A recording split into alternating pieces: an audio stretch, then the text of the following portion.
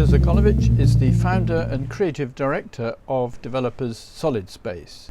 He's a qualified architect and lectures regularly on regeneration policy throughout the UK. He's author of the book Shouldn't We All Be Developers?, that looks at the role that small and independent developers should play in building the new homes that are so desperately required. Solidspace has also helped produce a report on small sites for Hammersmith and Fulham Council. So Roger, what's Solidspace up to at the moment? Well, it's kind of intriguing really, because Solidspace is an idea about housing based upon volume, and it's an odd thing to say because you'd think all housing is based upon volume, but actually through the history of houses, volume has come and gone. And I think that our recent experience is that we've kind of eradicated volume because it's felt to be too generous. And what's interesting about volume, and particularly I'm talking about height above your head and in heights of buildings, is that actually it has a generosity. And when we found that we need to be in our homes much more for longer periods, that generosity is kind of paid off. People feel more comfortable.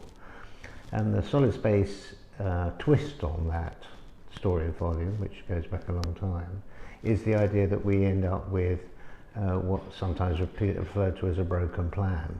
So when you arrive at one point, you go up half a level or down half a level, and we then wrap all of that, those three spaces into one. So we are living within an open plan, but a broken plan. And that then gives the ability for people to have interaction with one another, but it also then allows the spaces to be sufficiently separate that people can carry out multi-activities. And therefore, when you have the need or the requirement for working in your own home rather than taking over a bedroom, it works rather well. I think that drawing behind you shows a typical section, doesn't it? Indeed it does. That they're all paintings which actually were kind of looked at. This painting in the middle is very interesting. It is a painting which done by an artist called Peter Wiley of a site in Hackney, and the idea is a proposition that actually in terms of densification of our cities, we don't need to destroy the historic low rise. And so there was a kind of standard two-storey industrial East London, or quite a lot of it inner London. And what this is suggesting is that you can build over the airspace. And what that does is to me it's very important because it actually retains the memory. You're not having to break that kind of understanding and narrative of the place you inhabit. So I call it conservation. I don't think anybody in the planning department would agree with those words, but to me it's conserving an atmosphere. But why are small sites so difficult?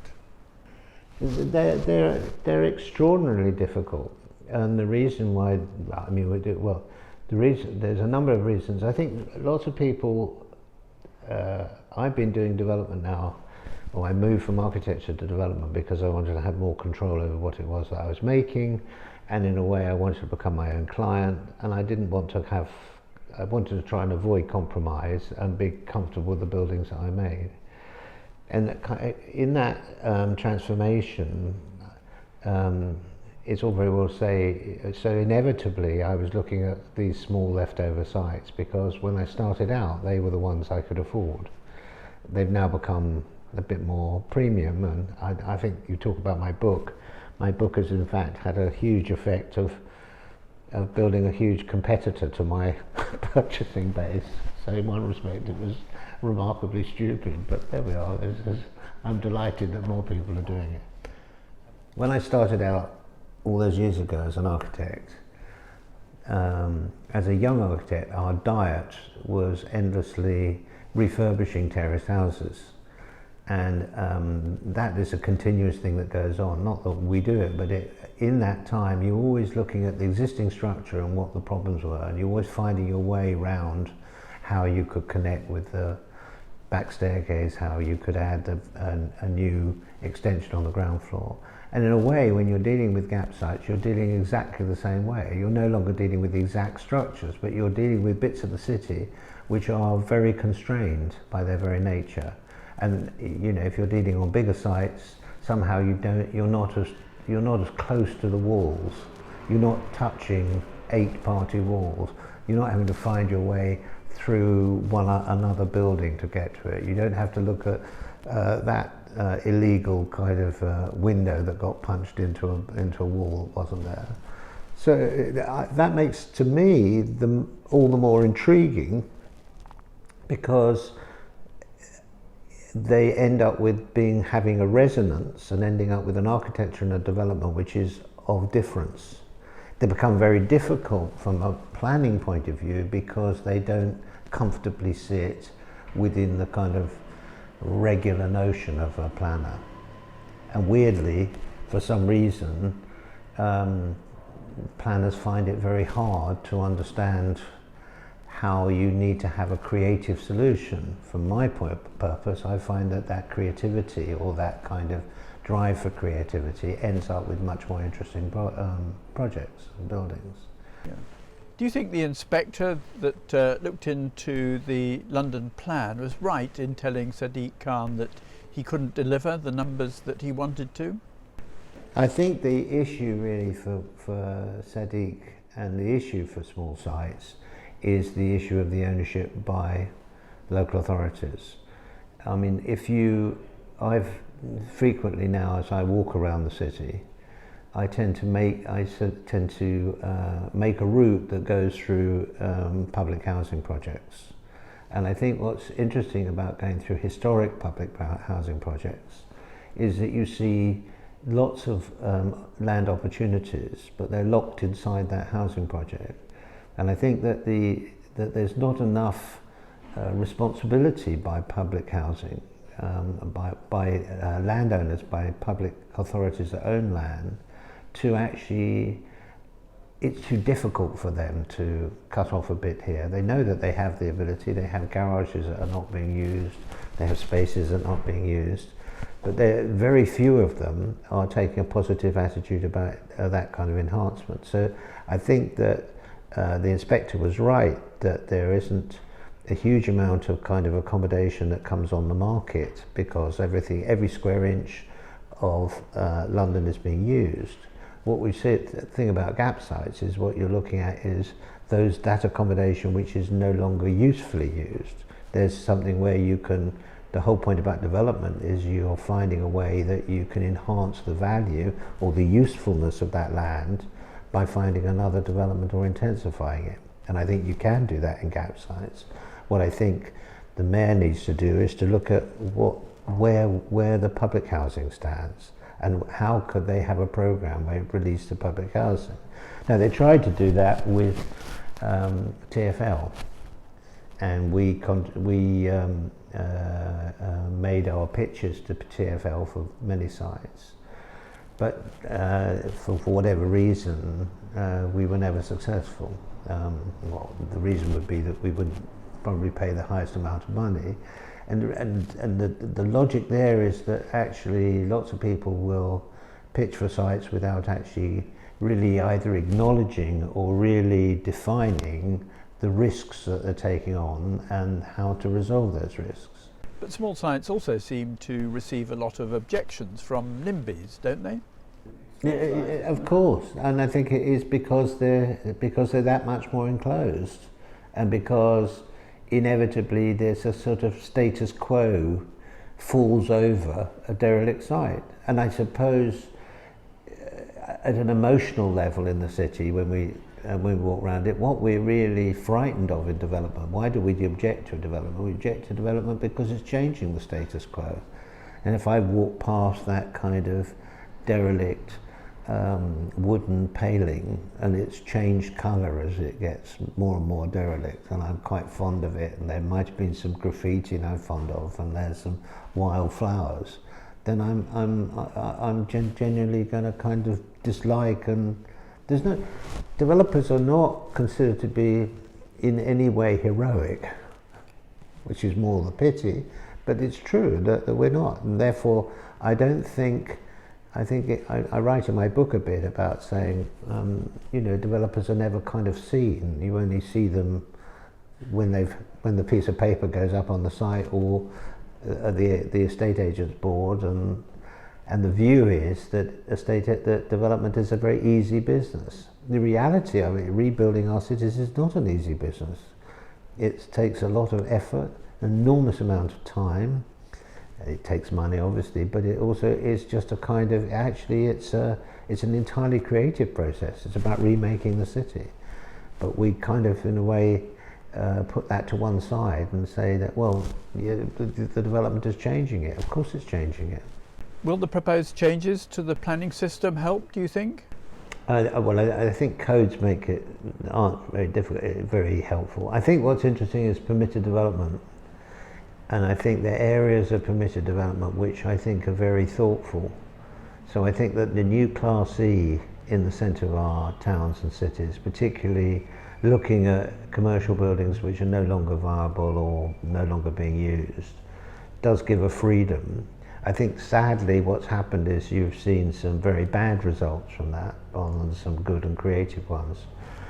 But I think that there is certain bits of the new use class order which is already in place, which could potentially open it up. There's a sort of there is some strange relationship that sort of refuses invention in the middle of our cities. I mean, whatever you think about planning, if you think about all of the things that we've been involved in and over long lives, about things that change, whether it's restaurants, whether it's bakeries, whether it's different forms of transport, whether it's bicycles, they've all in a way kind of emerged out of a passion, not emerged out of a policy or a plan. The policy and plan has had to adjust afterwards. And I think that I often think, it may be quite radical to say so, but I think there should be somehow kind of a more anarchic approach to the development of small sites, because in a way it's only when the site is there and actually the development is taking place. And at one stage I kind of considered that you might even assume that you could build without planning consent, but seek your planning consent on completion. It's a risky view, but it's a view that actually is quite interesting in a way if you hold back from it, because it then does say that actually if you build with quality, that you're then relying on the fact that people say, well, this is, now we can believe it.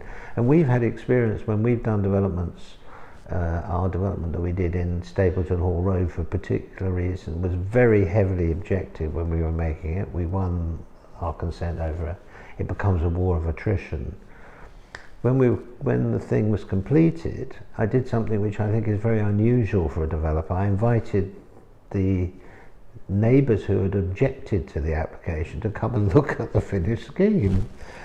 And they were sort of dumbfounded, really. First of all, they'd never been asked to do such a thing before. And when they came inside the buildings, they said, I had no idea this was what. So I think it's kind of, it's just, we've got ourselves into this war of attrition between as developers. And I think that there's something quite strange about the only experience that the public has of any intention of development is either a yellow or a white notice pinned to a lamppost. And it's all very well to say, yes, we do kind of, bigger schemes, we do public consultation. That public consultation is very kind of, you feel when you're attending that public consultation as if nothing really, you're not going to change anything.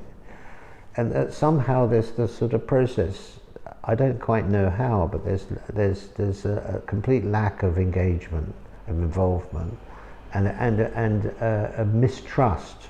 Neither side trusts the other. So are you now competing with lots of new developers who have read your book and learnt all your secrets? Architects told me that they found it to be very helpful, because all I've tried to do is to lay out an experience that I've had over now 30 odd years. And I think that architects make very good developers, or can potentially, when they sort the risks out. And I think that what's so fascinating to me is I want to see, if you like, I call it development as art, because development as art actually describes what it is that we do, which is to make something better than what's there. So you're building your own heritage. And what's so fascinating about this idea of using small sites is they have such character. They already have character, so you're adding to it. When I look at the building that we built many years ago in Centaur Street, which was on a very small backland, chunked up against the railway. I mean, it's transformed it. And I think what's so fascinating about that story to me was that when we went and bought the site, there was a boundary was nothing but leylandi, very tall leylandi, because the houses that were adjacent to it were so nervous about what would come. They were very difficult. And the thing that gave me great kind of comfort was the building was completed, and a couple of years later I went back to visit it. I noticed that all the leylandi had been cut down. That was a great compliment for me. Roger, thank you very much. That's okay.